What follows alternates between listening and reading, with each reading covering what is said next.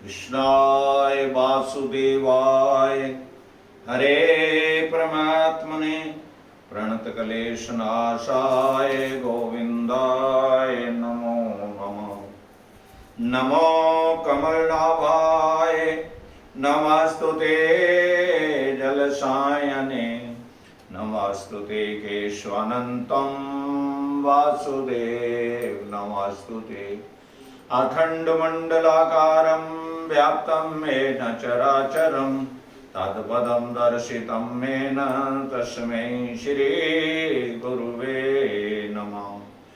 गुरुर्ब्रह्मा गुरुर्विष्णु गुरुर्देवो महेश्वरः गुरुरेव साक्षात् परब्रह्म तस्मै श्रीगुरुवे नमः। सर्वमंगलमांगल्ये शिवे सर्वार्थसाधिके शरण्ये त्र्यंबिके गौरी नारायणी नमस्तुते। सर्वबाधा विनिर्मुक्तो धन धान्य सुतन्विता मनुष्या मदप्रसादेन भविष्यति न संशयः।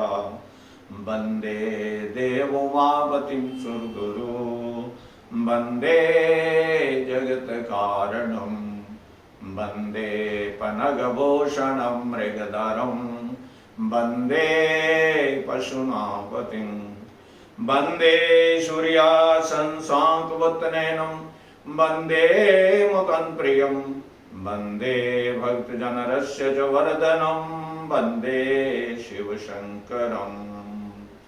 कस्तूरितिलकं ललाटपटले वक्षस्थले कौस्तुभं नासाग्रे वरमौक्तिकं करतले वेणुकरे कङ्कणं सर्वाङ्गे हरिचन्दनं सुललितं कंठे च मुक्तावलिं गोपीस्त्री परिवेष्टितो विजयते गोपालचूडामणिम्।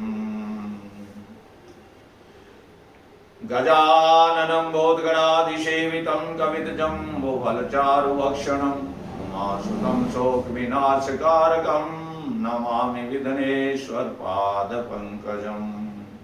नारायण नमस्कृत्यं नरं चैव नरोत्तमं देवी सरस्वती व्यासं ततो जयमुदीरये।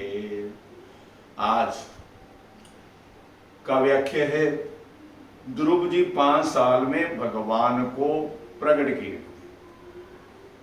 और ध्रुव जी को भगवान ने इतने प्यार से अपने गोद में बिठाया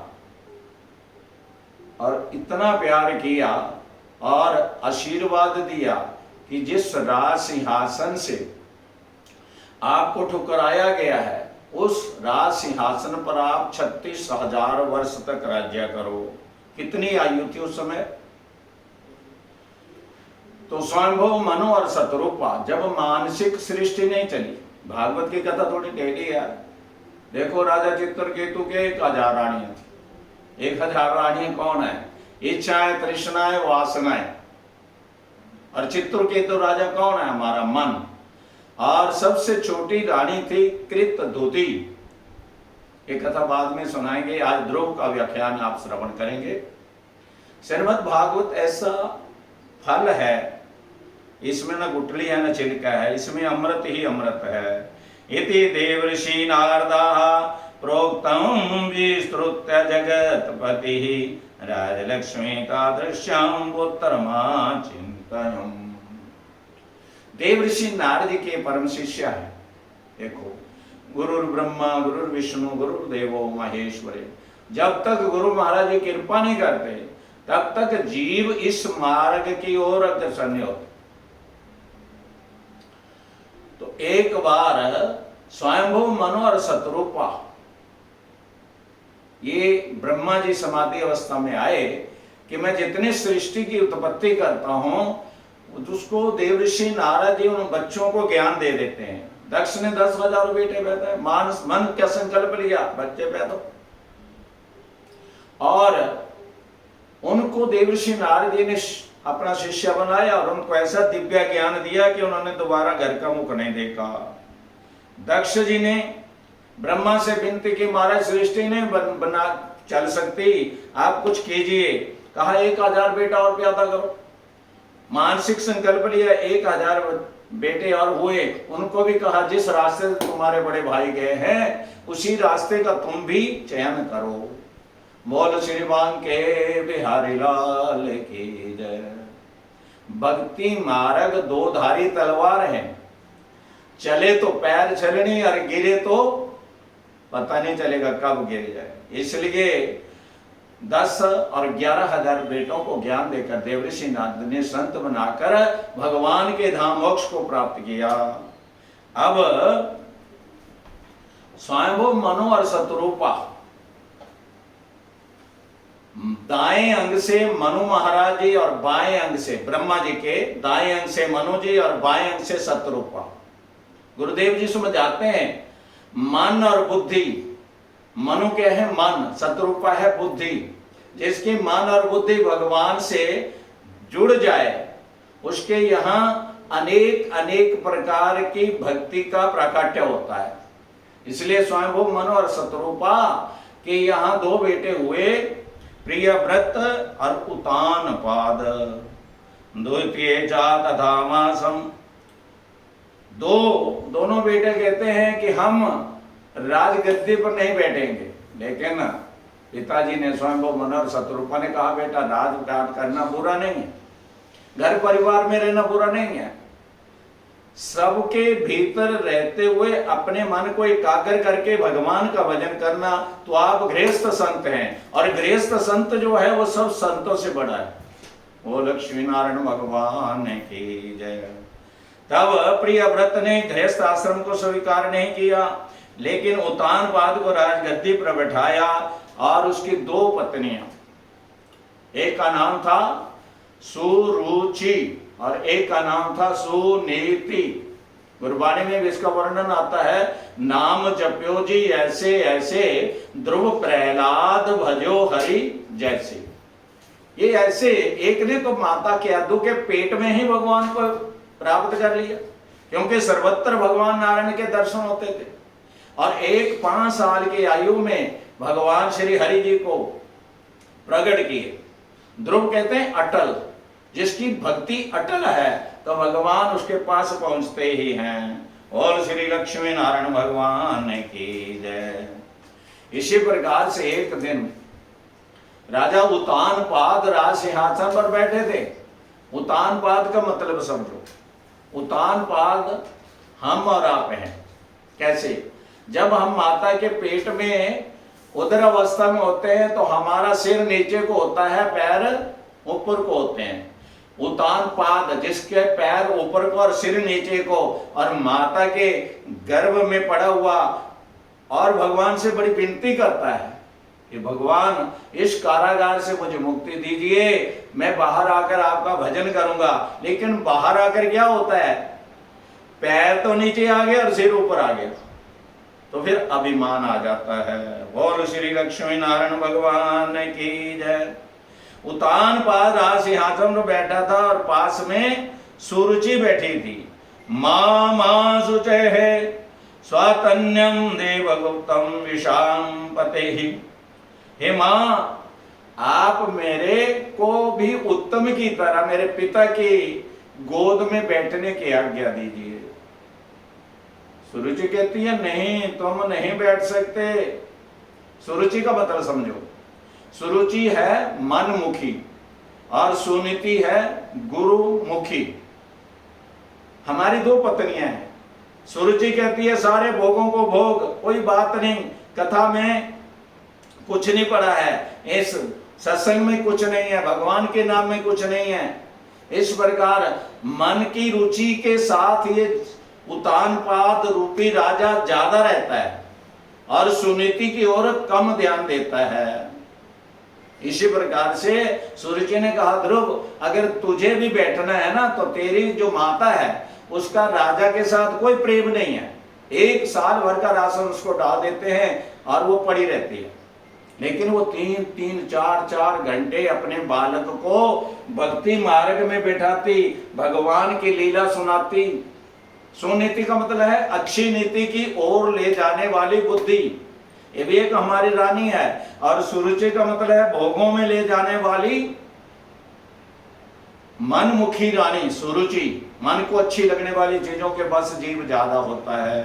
तो सुरुचि ने कहा उत्तम, मेरा बेटा है और वही राजा की गोद में बैठा, अगर तुझे बैठना है तो इस शरीर को छोड़ो और फिर मेरे पेट में आओ और फिर मेरे बालक बनो, तब राजा तुम्हारे को पकड़ेंगे।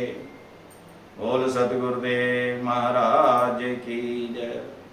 ध्रुव जी का मन बहुत खिन्न हो गया कि देखो पिताजी ने सुरुचि के डर से मेरा त्याग कर दिया। रोता रोता माता सुनीति के पास गया। सुनीति ने कहा बेटे क्यों रो रहे हो?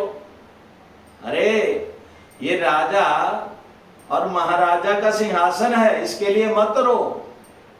अगर तुमने मेरा दूध पिया है ना तो किसी दूसरी माँ का दूध नहीं पीना, इसी जन्म से अपना कल्याण करना और ऐसी गोद में बैठना जिस गोद में कोई भी राजा नहीं बैठा हो। बोल भक्त वत्सल भगवान की जय। ध्रुव जी ने कहा माता जी आप मेरे को भगवान का पता बतला दीजिए, वो कहाँ रहते हैं? सुनीति कहती है बेटा वो हर जगह है, वो सर्वव्यापक है। हरिव्यापक सर्वत्र समाना, प्रेम से प्रकट हो तो मैं जाना। वो सर्वत्र है, हर जगह है। तब ठीक है, अब मैं उनकी गोद में बैठकर ही इस तेरे घर में आऊंगा। तो सुनीति ने कहा बेटा मेरी बात सुनते जाओ, सुरुचि को जरूर प्रणाम करना। क्यों? उसने तो मेरे को मेरे पिता की गोद में बैठने नहीं दिया, उसको क्यों प्रणाम करूं?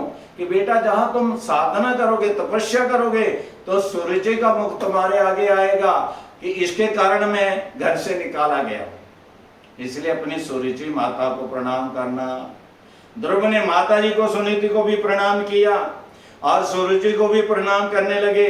तो सुरुचि बड़ी प्रसन्न हुई कि देखो कितना भोला बालक है, इसको मैंने कितना डांटा और अपने पति की गोद में भी बैठने, पिता की गोद में बैठने नहीं दिया, फिर भी मेरे को प्रणाम करने आया और पिताजी को भी प्रणाम किया। बोल सदगुरुदेव महाराज की जय। अब चले, घर से चले, अवस्था कितनी है? 5 साल। कुछ लोग कहते हैं बूढ़े हो जाएंगे फिर कथा सुन लेंगे, फिर साधना कर लेंगे, भगवान का नाम बाद में सुन लेंगे, ये तो सब चलता ही है। लेकिन 5 साल के बच्चे में भक्ति के ऐसे गुण डाल दो कि वो बच्चे का शरीर भगवान की ओर एकाग्र मन हो जाए। भक्ति करने के लिए कोई उम्र नहीं बताई गई है। भक्ति तो केतु के पेट में प्रहलाद जी ने की है।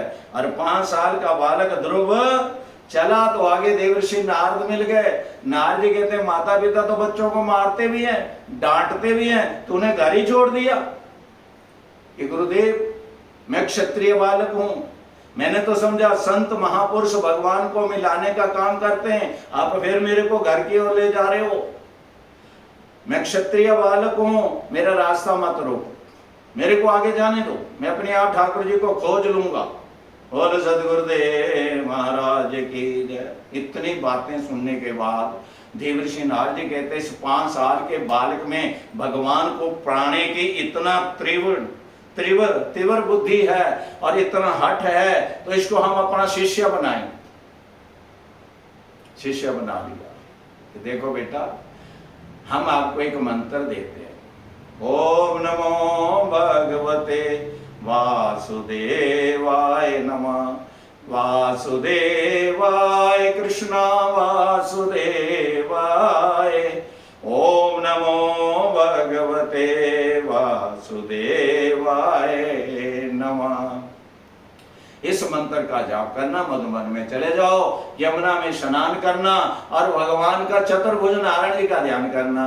बोल श्री लक्ष्मी नारायण भगवान की जय। शंख चक्र गदा पद्म लिए हुए भगवान मंद मंद मुस्कुरा रहे हैं। मेरे कान्हा तेरा मुस्कुराना भूल जाने के काबिल नहीं है। प्यारे कान्हा तेरा मुस्कुराना भूल जाने के काबिल नहीं है। मैंने खत लिख के तुमको बुलाया, तूने आने में देरी लगाई, चोट खाई है दिल पे जो गहरी, वो दिखाने के काबिल नहीं है। बालक 5 साल का है और बड़े चोट हृदय पर लगी थी। सुरुचि माता ने डांटा था और सुनीति माता ने कहा था कि अगर आप मेरे बालक हैं और मेरा दूध पिया है तो दूसरी माता के गर्भ में मत जाना। इसी जन्म में भगवान की प्राप्ति करना और उनकी गोद में बैठना, ये राज सिंहासन तो कई राजाओं की झूठ है। भूप अनेक भये पृथ्वी पर, रूप तेज बलवान, कोई न बचा इस कालवली से, मिट गए नामो निशान। तब ध्रुव जी को दीक्षित कर लिया नारद जी ने और बता दिया त्रिकाल शाम 3 बार स्नान करना, भगवान का ध्यान करना, चतुर्भुज नारायण जब तक नहीं आएंगे तब तक अपने नेत्रों को बांधो। तो पहले मास में जल और वायु के ऊपर शरीर रखा, दूसरे मास में पत्ती खाई, तीसरे मास में भगवान का ध्यान किया और कुछ भी नहीं लिया, और चौथे 5वें महीने में वायु का भी त्याग कर दिया। ना जल ले रहे हैं ना वायु ले रहे हैं, और एक पैर पर खड़े हो गए।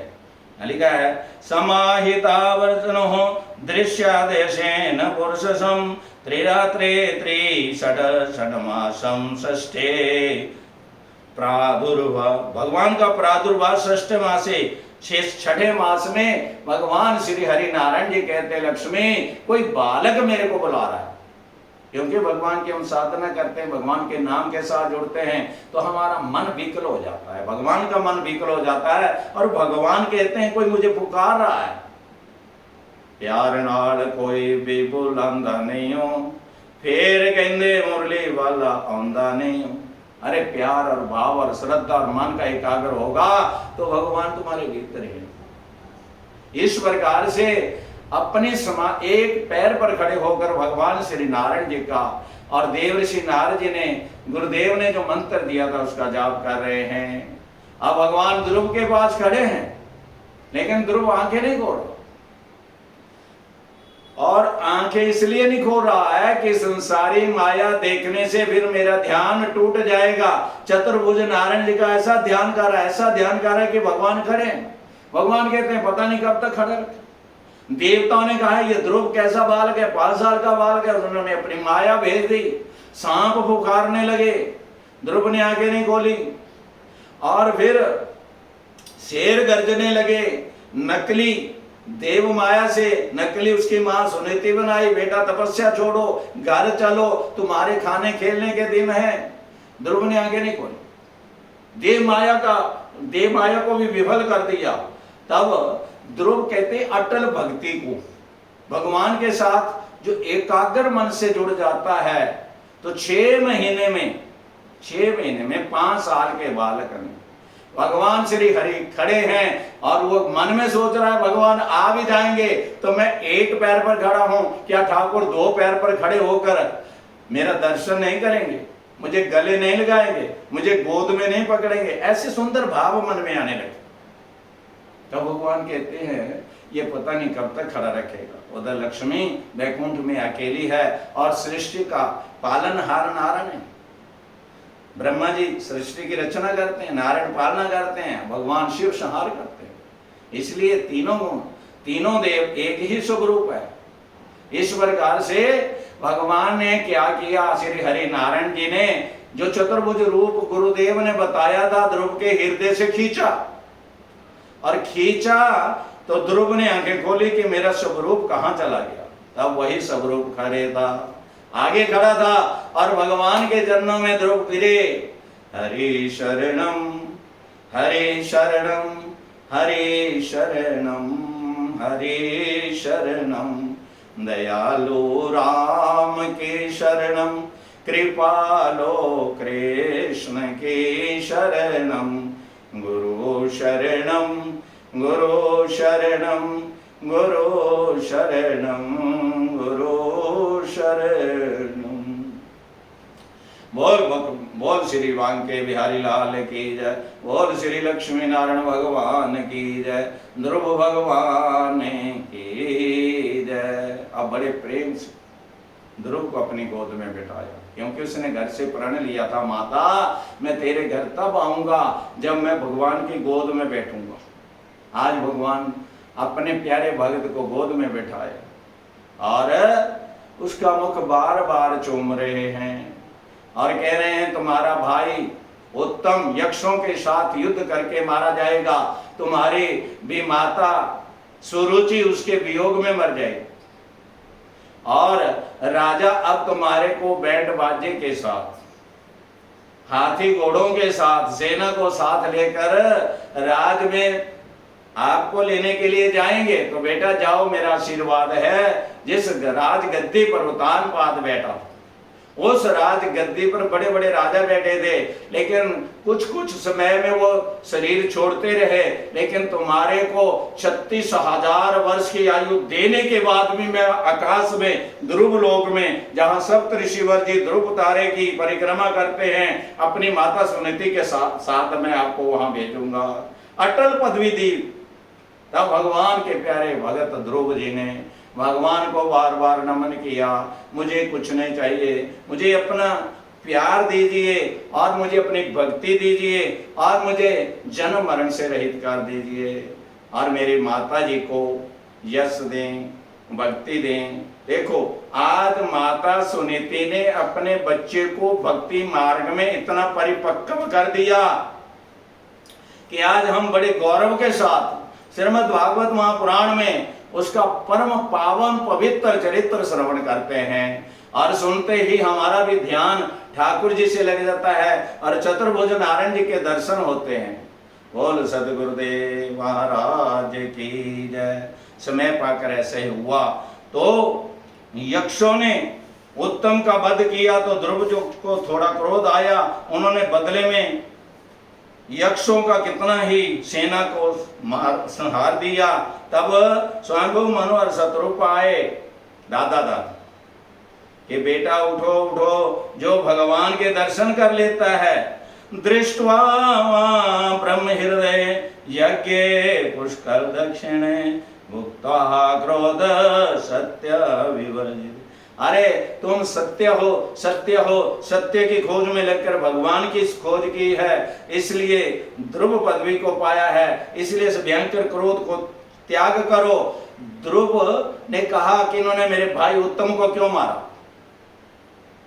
तब स्वयं वो मनोहर शत्रुपा दादा दादी कहते हैं कि बेटा किसी की गिरने से, किसी की बुखार से, किसी की अनेक प्रकार से कोई ना कोई बहाना लगता है, क्योंकि काल की कन्या ने धर्मराज के पास जाकर कहा पिताजी आपने मेरा यह नाम ही ऐसा रखा है कि मैं जिसके घर में जाती हूँ वो दरवाजा बंद कर देता। तब धर्मराज कहने लगे तुम्हारा नाम मैंने मृत्यु रखा है और तो मृत्यु से सभी डरते हैं, लेकिन भक्त जन कहते हैं कि भगवान का ध्यान करते, कथा करते और कथा सुनते अगर शरीर छूट जाए तो भगवान की प्राप्ति होती है। अंत काले स्मृत्वा चामा कलेवरम, जो अंतिम समय में मेरा ध्यान करता है, मेरा ध्यान करता हुआ शरीर छोड़ता है, वो मेरे को प्राप्त हो जाता है। बाकी सारे संसार रूपी दावा नल अग्नि में जलकर शरीर को शांत करते हैं। इसलिए बेटा इन यक्षों की मृत्यु तुमने की, ये पाप हो गया, तो भगवान के तुम दर्शन किए हैं, क्रोध का त्याग करो और इस युद्ध को यहीं विराम दो। तब यक्ष जितने बचे थे सब भागे और ध्रुव जी ने युद्ध को विराम दिया। इस प्रकार अपने भाई का बदला लिया और राज्य में आए तो 36,000 वर्ष तक राज्य किया। 36,000 वर्ष भागवत में कथा आती है कि इसके बाद अपनी माता सुनीति के साथ ध्रुव वह ध्रुव लोक को प्राप्त किया। वो लक्ष्मी नारायण भगवान की जय। मेरा कोई न सहारा बिन तेरे, गोपाल संवरिया मेरे। मेरा कोई न सहारा बिन तेरे, गोपाल संवरिया मेरे। यस्या प्रसन्नो भगवान मुनिर्विद्या हरि तस्मै नमन्ति भूतानि निष्प्रामं इति स्वयं। भगवान इतने प्रसन्न हुए कि मैं ध्रुव को क्या दूं। ये तो राजपाट तो कईयों को देता हूं, लेकिन इस बालक को मैं क्या दूं। तो अब ध्रुव लोग दिया। देवदूत आए, महाराज जी चलिए। तो ध्रुव जी ने कहा हमारी माता जी पहले वहां लेकर चलो। तो सुनीति और ध्रुव जिनकी सप्तऋषिवा मंडप आकाश में विचरण करते, उनकी परिक्रमा करते हैं, ध्रुव तारा भी कहते हैं, ध्रुवलोक भी कहते हैं। तो ऐसे पावन पवित्र हरि जी के प्यारे भक्त ध्रुव का जो पावन पवित्र चरित्र का अमृत पान करता है, उसको भगवान की भक्ति अवश्य प्राप्त होती है। कुछ नहीं करना, भगवान का ध्यान करना बस। ध्रुव की तरह जो तुम्हारे इष्ट हैं, जो तुम्हारे को गुरु महाराज जी ने दीक्षित करके मंत्र दिया है। किसी ने कहा महाराज भगवान हिंदुओं के बहुत हैं, किसका ध्यान करें किसका ना करें। तो भगवान अनेक होते हुए एक हैं और एक होते हुए अनेक हैं। कोई भगवान राम जी को प्रेम करता है तो राम जी दर्शन देते हैं, कन्हैया को प्रेम करते हैं तो कन्हैया दर्शन देते हैं, श्री राधा रानी जी की उपासना करते हैं तो राधा रानी दर्शन देती है, सीता राम दर्शन देते हैं, हनुमान जी के उपासक है तो बजरंगबली महाराज जी को दर्शन करते हैं। इसी प्रकार जिस जिस देवता के प्रति तुम्हारा मन एकाग्र होता है उसी का नाम गुरुदेव जी से ले, क्योंकि नाम दीक्षित में इष्ट का पहले ध्यान किया है। बार बार इष्ट, बार बार गुरु, ये नहीं बदले जाते। बार बार इस क्रिया को करोगे तो आपके पास कुछ नहीं रहेगा, क्योंकि एक बार ही अपने इष्ट के प्रति जब कोई भी मुश्किल की घड़ी आ रही, कोई भी आपका काम नहीं बन रहा और कोई भी आपका देश जैसे दरिद्रता का भाव है, अनेक प्रकार के उपाय बताते हैं। लेकिन मैं तो कहता हूं जैसे सुनीति ने अपने बेटे को समझाया कि बेटा सारी विपत्तियों को नाश करना है तो ऐसी गोद में बैठ जाओ जिसके बाद आपका यश अमर रहे। ये छोटे छोटे उपाय हैं संसार के, ऐसा करो तो ऐसा करो, पैसे गिनते थक जाओगे, इतना पैसा आ जाएगा, वैसा आ जाएगा। और तो क्या लोग फिर वैसा ही करने लग जाते हैं। भगवान शिव पर मसूरों की दाल चढ़ा दो, बहुत पैसा आएगा, ऐसा चढ़ा दो, तेल चढ़ा दो, अच्छा नहीं लगता। वो लक्ष्मी नारायण भगवान की जय। अपने इष्ट के प्रति सच्ची श्रद्धा और मन को एकाग्र करो, तुम्हारा कोई भी काम नहीं रुकेगा। मैं गुरु महाराज जी से विनती करता हूं कि श्रीमद् भागवत महापुराण के कथा और अपने इष्ट के प्रति प्रेम कथा श्रवण करके भगवान के प्रति तुम्हारा प्रेम हो जाए। जिस भी इष्ट को तुम प्रेम करते हैं उसका इतना दृढ़ मन से, एकाग्र मन से ध्यान करो कि तुम्हारा काम कोई रुके ही ना। बोल सतगुरुदेव महाराज की जय। अब देखो ब्रह्मा जी के बेटे हैं सनकादिक। दूसरा टॉपिक, ध्रुव जी का व्याख्यान सुनने से और ध्रुव जी का व्याख्यान पढ़ने से, इनकी कथा सुनने से भगवान के दर्शन होते हैं। और 40 दिन अगर आप ध्रुव जी की तरह भगवान का ध्यान करते हैं और नित्य नियम से कथा सुनते हैं तो आपको दर्शन ठाकुर जी जरूर देंगे। फिर इस अनुभव को दूसरों से मत कहना, क्योंकि गुरुदेव जी कहते हैं जब भगवान बड़ी कृपा करते हैं तो आपको सपने में मिलते हैं, सपने में दर्शन देते हैं, तो आप इसको अपने हृदय में रखें, गुप्त रखें। वो लक्ष्मी नारायण भगवान की जय। इस प्रकार अब सनकादिक के ऊपर व्याख्या होगी। सनकादिक कौन है, कैसे हैं, कैसे इन असुरों को उन्होंने, सनकादिक ब्रह्मा जी के मानस पुत्र हैं, सनक, सनंदन, सनातन और संत कुमार। और ये हर समय 5 साल की आयु में रहते हैं। उम्र इनकी करोड़ों वर्ष है लेकिन इनकी आयु 5 साल की ही रहती है। एक बार ये भगवान श्री हरि जी से मिलने के लिए जाते हैं तो जय और विजय जो भगवान के द्वारपालक थे, सिक्योरिटी गार्ड थे, उन्होंने इनको रोक दिया कि आगे मत जाओ, भगवान विश्राम कर रहे हैं। भगवान विश्राम करेंगे जिस दिन, उस दिन सारा जगत ही तहस नहस हो जाएगा। भगवान सजग रहते हैं, हर समय तत्पर रहते हैं। मेरा भक्त कभी भी मेरा ध्यान करेगा, मेरा नाम करेगा, मेरे पास आएगा तो मैं मुस्कुराते हुए उसे दर्शन दूं, ऐसा मत सोचना। भगवान अपने भक्त का पहले दर्शन करते हैं, फिर भगत भगवान के दर्शन करता है। लेकिन मन एकाग्र चाहिए। इसमें बताया गया है कि सनकादिक 3 घड़ी लेट हो गए, 3 घड़ी देर से किया तो सनकादिक को क्रोध आया। क्रोध क्यों हुआ? वो भी वैकुंठ में। काम, क्रोध, लोभ, मोह, अहंकार ये ऐसे शत्रु हैं कि ये मरने के बाद ही जाते हैं। काम भले चला जाए, क्रोध नहीं जाता, अभिमान नहीं जाता, अहंकार नहीं जाता, मोह नहीं जाता। इस प्रकार से सनकादिक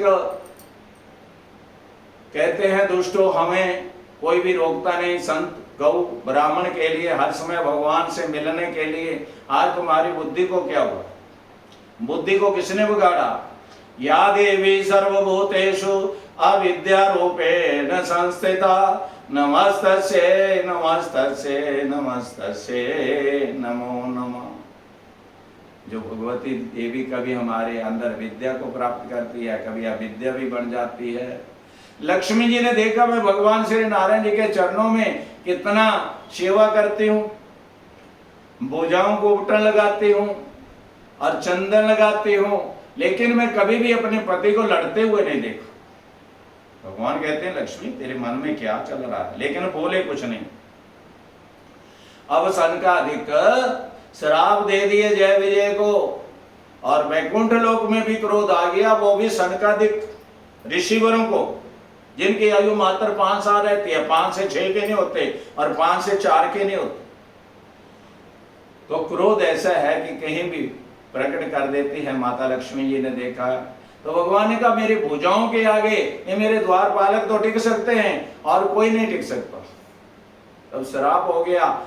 भगवान नारायण कहते हैं लक्ष्मी द्वार पर झगड़ा हो रहा है तो प्रभु क्या करें कि मुझे जाना है। तब सनकादिक को प्रणाम किया, आइए महाराज, इन्होंने आपको रोका, हाँ इनको हमने ठीक कर दिया। जो साधु संत ब्राह्मण को परेशान करता है उसके ऊपर भगवान बहुत क्रोध करते हैं।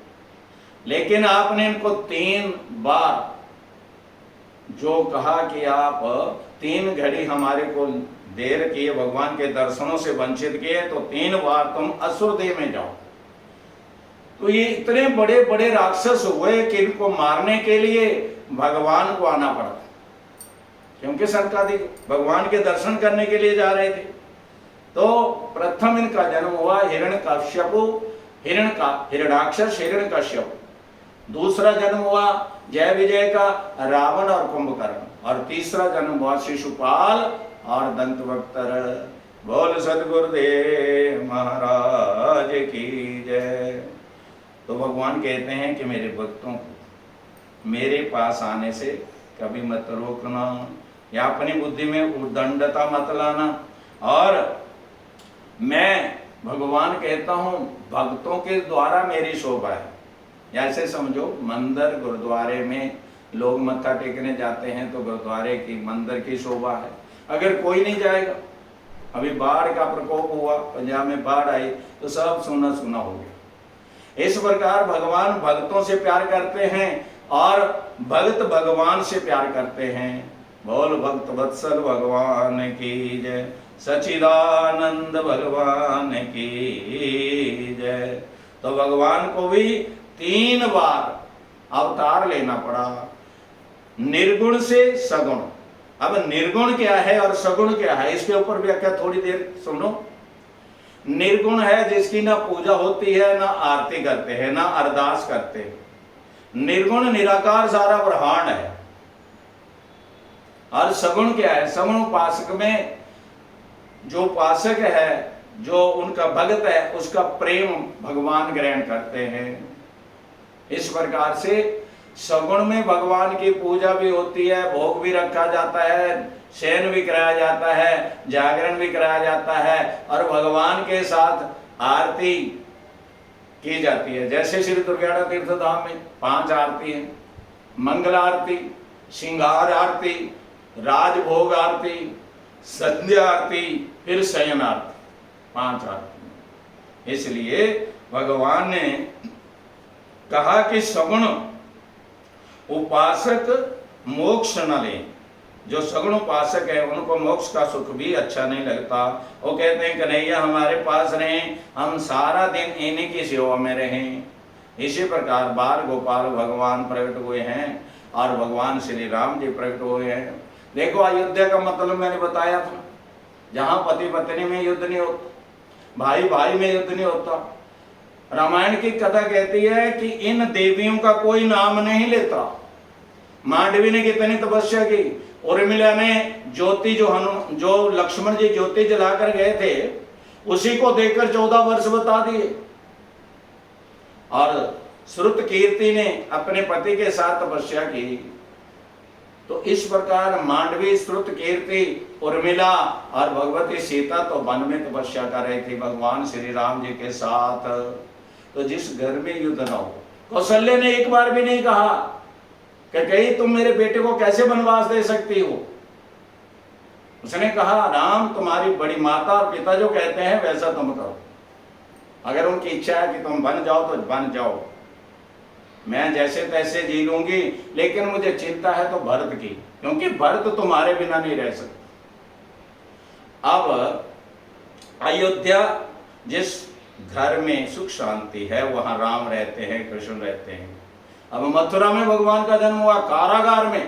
कारागार क्या है? जहां सूर्य का प्रकाश भी ना जाए, ये मां का पेट कारागार है। और बेड़ी हथकड़ी क्या है? जन्म और मृत्यु, जिससे जीव बंधा हुआ है। अब मथुरा, इसका मतलब समझो। थू क्या है? अभिमान। थू मैंने कंस। अब मरा रह गया, कंस मरा, थू को निकाल दो, थू अभिमान है। इस प्रकार मरा मरा मरा मरा बोलते राम राम निकलेगा। बोल सदगुरुदेव महाराज की जय। शुक्ल पक्ष और कृष्ण पक्ष ये दोनों भगवान को प्रिय है। हमारी वाणी को जब सूतक लगता है, पातक लगता है, तो भगवान हमारे से दूर हो जाते हैं। सूतक और पातक में ठाकुर जी का स्पर्श, उनकी पूजा वर्जित, लेकिन नाम आप ले सकते हैं। पातक कहते हैं मृत्यु को, मरे हुए प्राणी के खूब उसके लिए भजन करो, जाप करो, उसको उसका फल मिलेगा कि मेरे घर वाले मेरा ध्यान करके, मेरे को जो जाप करके भगवान का नाम दे रहे हैं। और जो बच्चा आया है सूतक, उसमें आए हुए बच्चे की दीर्घायु होती है। रक्षोगण, जब भगवान उस जीव की रक्षा करते हैं, और किस करके रक्षा करते हैं कि इसको मैंने संसार में भेजा है और संसार में ये मेरे को ही प्राप्त करेगा, मेरा ही भजन करेगा। लेकिन संसार की ऐसी बलवती माया है कि उसमें जीव लिप्त जाता है। और लिप्तता भी किस लिए है? भगवान ने ऐसी माया लगाई हुई है जो 84 लाख योनियों में समाई हुई है। बोल सतगुरुदेव महाराज की जय। तो ध्रुव जी का पावन पवित्र चरित्र, सनका जी का पावन पवित्र चरित्र सुना। और इसके बाद भगवान के 3 अवतार हुए। फिर इन द्वारपालों को जय और विजय, भगवान के फिर वैकुंठ में द्वारपालक बने। बोल भक्त वत्सल भगवान की जय। आगे जड़ भरत महाराज जी का पावन पवित्र चरित्र आ रहा है, जिन्होंने चक्रवर्ती सम्राट राजा भरत, जिनके नाम पर हमारे देश का नाम भारतवर्ष पड़ा, पहले इसको अजनाब खंड कहते थे। इन्होंने ऐसी साधना की कि इनके आगे कोई भी शत्रु टिका। और इन्होंने भारत की भूमि पर अनेक अनेक प्रकार के सत्कर्म किए। धरती माता कहती है ये जीव जब मेरे ऊपर सत्कर्म करता है तो मैं उसकी आयु लंबी कर देती हूँ, और दुष्कर्म करता है तो उसकी आयु क्षीण कर देती हूँ। मैंने बताया था ध्रुव जी की भी 4 माताएं हैं, हम सबकी 4 माताएं हैं। धरती माता हमारा शरीर वहन कर रही है और एक दिन हमको अपने में समा लेगी। और दूसरी माता है जन्म देने पर। जन्म देने वाली भी माता धरती पर आई है, तभी तो धरती पर हमारा जन्म हुआ। और तीसरी माता है जो अपने बच्चे को दूध पिलाती है, गौ माता। जब बच्चे को कोई दूध नहीं पिलता तो गौ माता का दूध पीते हैं। और चौथी माता है गुरु माता। गुरु माता कहती है बेटा तुम मेरे से दीक्षित हो तो दूसरी माँ का दूध मत पीना, इसी जन्म में अपना कल्याण करना। ओ लक्ष्मी नारायण भगवान की जय। बोल सतगुरुदेव महाराज की जय। लाइक शेयर करते रहे, इतनी अद्भुत अमृतमयी कथा आपको मिलती रहे। दक्षिणा में यही आपसे मांगते हैं कि आप भगवान से प्रेम करें और आपका कथा से प्रेम हो जाए। ओ लक्ष्मी नारायण भगवान की जय। ओम सर्वे भवन्तु सुखिनः, सर्वे सन्तु निरामया, सर्वे भद्राणि पश्यन्तु, मा कश्चित् दुःखभाग् भवेत्। ओम द्यौं शान्तिः शान्तिः शान्तिः।